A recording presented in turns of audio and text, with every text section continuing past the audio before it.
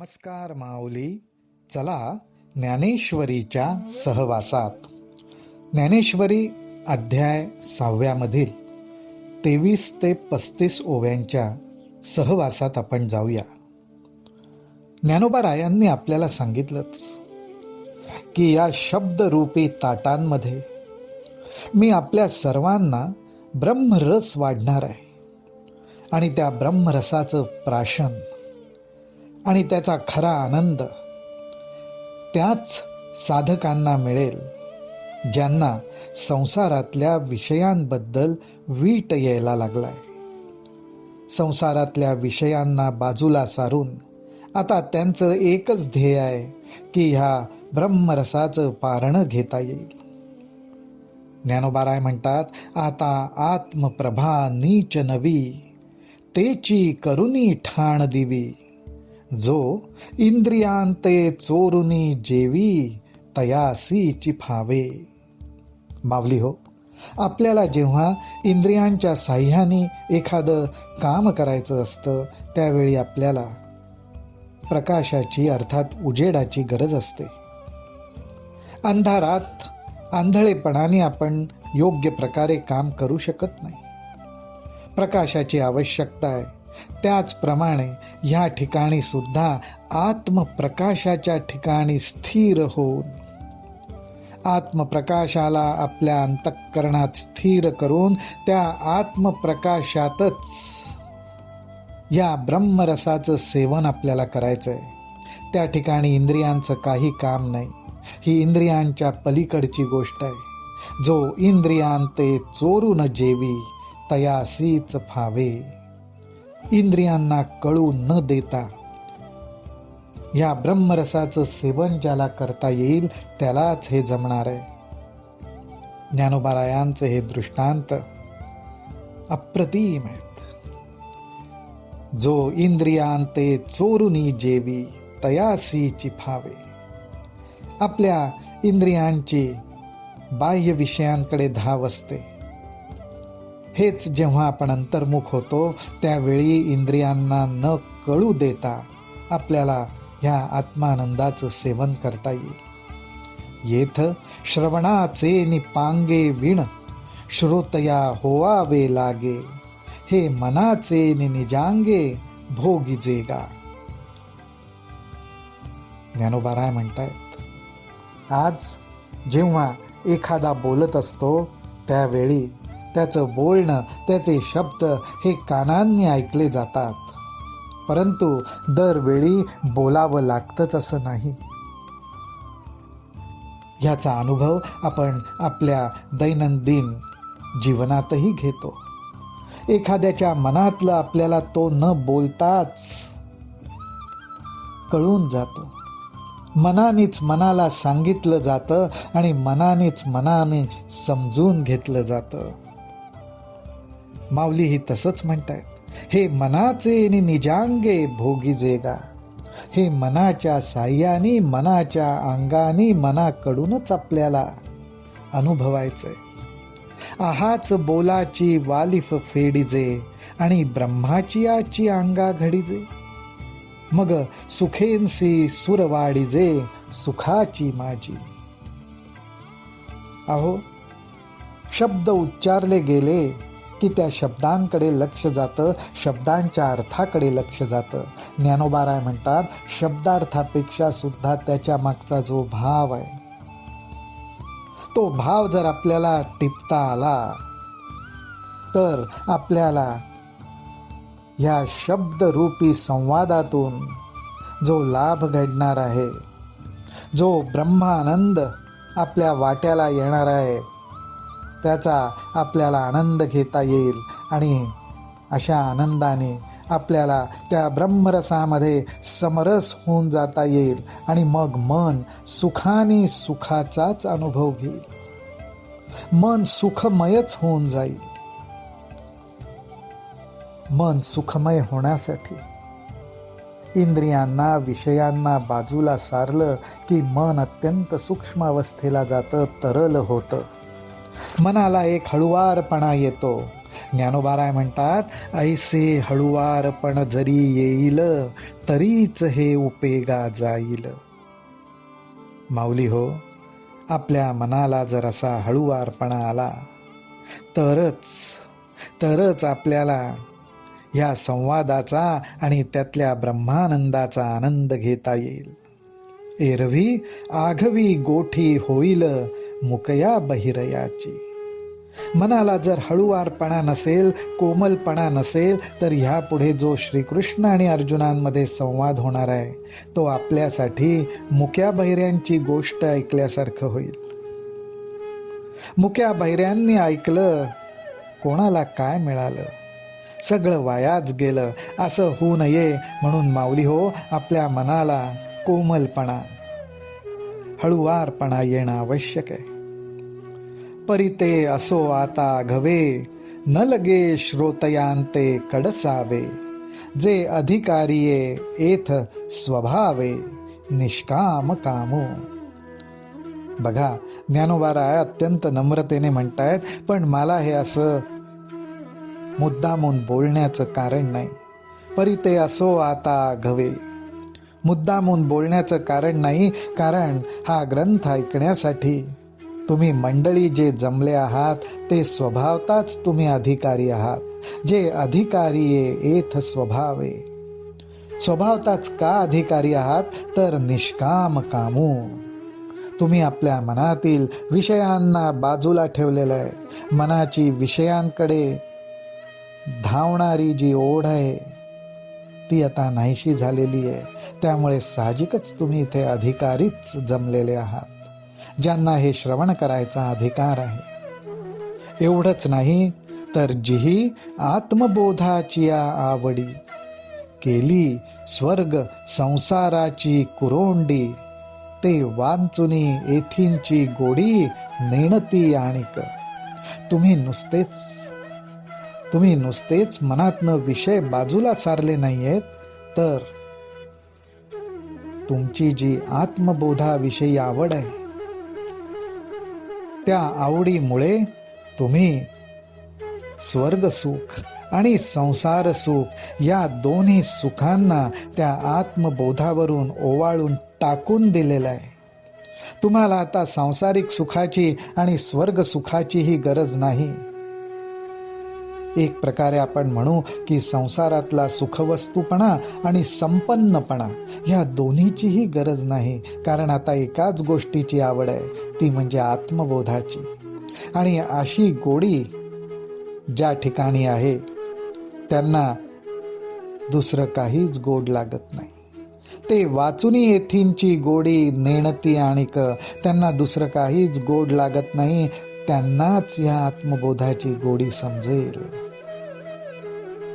हे कसं असतं तर ह्याची काही उदाहरणं ज्ञानोबाराय देतात. ते म्हणतात, जैसा वायसी चंद्र नोळखिजे, जैसा वायसी चंद्र नोळखिजे. अहो, कावळ्याला चंद्राचा प्रकाश, चंद्राचं सौंदर्य, चंद्राचा आनंद हा घेताच येत नाही, तो त्याला ओळखूच शकत नाही. तैसा प्राकृती हा ग्रंथू नेणिजे, आणि तो हिमांशूची जेवी खाजे चकोराचे. कावळ्याला ज्याप्रमाणे चंद्र ओळखता येत नाही, त्याचप्रमाणे जो अज्ञानी आहे अर्थात संसारातल्या विषयांवरच ज्याची आसक्ती आहे, त्यांना सुद्धा हा संवाद आणि हा ग्रंथ समजणार नाही. हा ग्रंथ कोणाला गोड लागेल? तर ज्याला चंद्राचे कोवळे किरण टिपता येतात आणि ते कोवळे किरणच ज्याचं खाद्य असतं, असा जो चकोर पक्षी, त्या चकोर पक्षाप्रमाणे ज्याच्या मनाची अवस्था झालेली आहे की जो अत्यंत हळुवारपणे ते चंद्रकण टिपू शकतो, त्यालाच हा ग्रंथ समजेल, त्यालाच इथला अर्थ लक्षात येईल.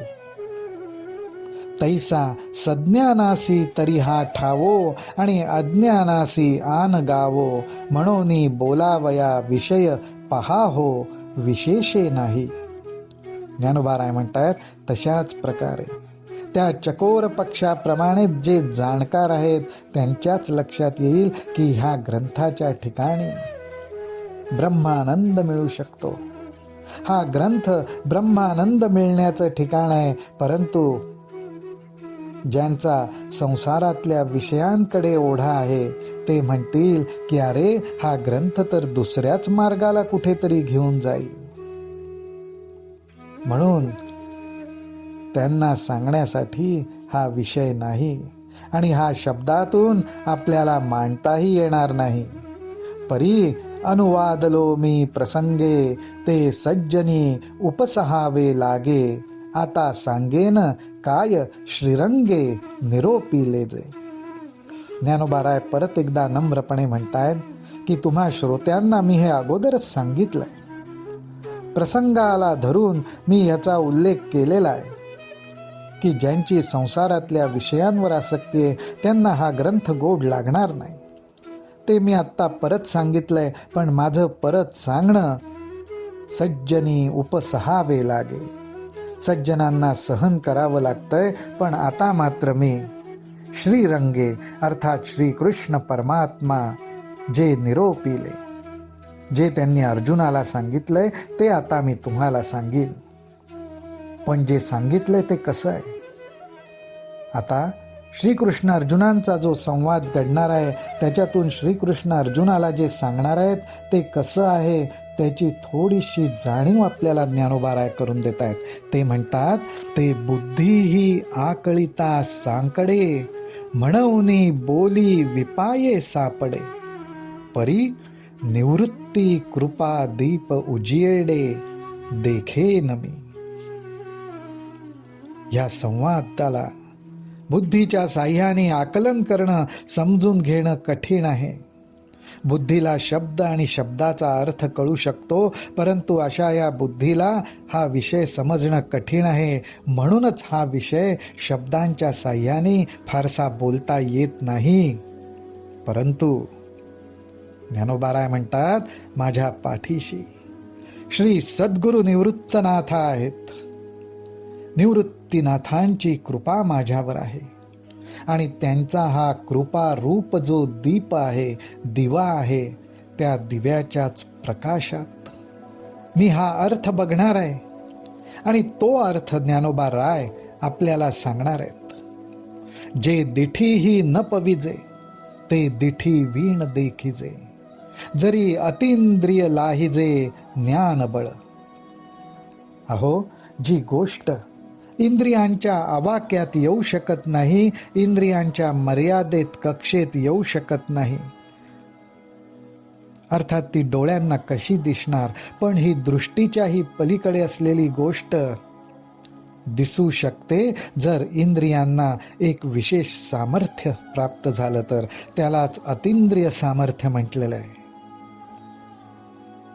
हे सामर्थ्य ज्ञानाने मिळतं आणि हे ज्ञान आम्हाला श्री सद्गुरु निवृत्तीनाथांच्या कृपेने मिळतंय.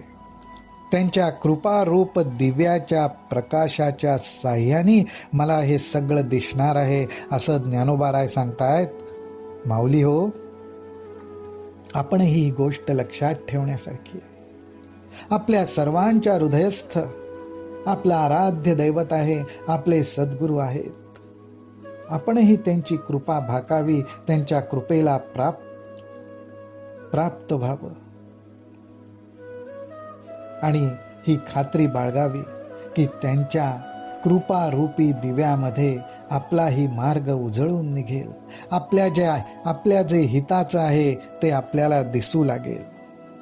पण त्यासाठी हा कृपारूपी दीप आपल्या हृदयात प्रगट होणं, तेवत राहणं मात्र आवश्यक आहे. ना तरी जे धातू वादाही न जोडे, ते लोहींची पंधरे सापडे, जरी दैवयोगे चढे परी सुहाता. किमया ही एक कला आहे, एक सिद्धी आहे.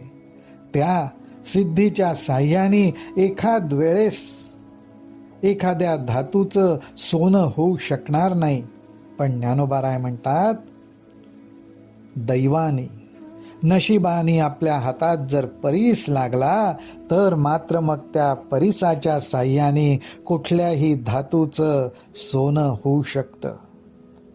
हा परीस काय आहे? हा परीस म्हणजेच माऊली म्हणतायत श्री निवृत्तीनाथांची कृपा आहे. आणि ती जर कृपा झाली तर मग काहीच अशक्य नाही. तैसी सद्गुरु कृपा होये तरी करिता काय आपुनोहे, म्हणून ते अपार माते आहे ज्ञान देवो म्हणे. ज्ञानोबाराय म्हणतायत त्याचप्रमाणे श्री सद्गुरूंची कृपा झाली तर आपल्याला प्रयत्नाने काय साध्य होणार नाही. माऊली हो, हे फार लक्षात घेण्यासारखं आहे. ज्ञानोबाराय म्हणतात तरी करिता काय आपुनोहे, इथे आपल्याला करायचं आहे.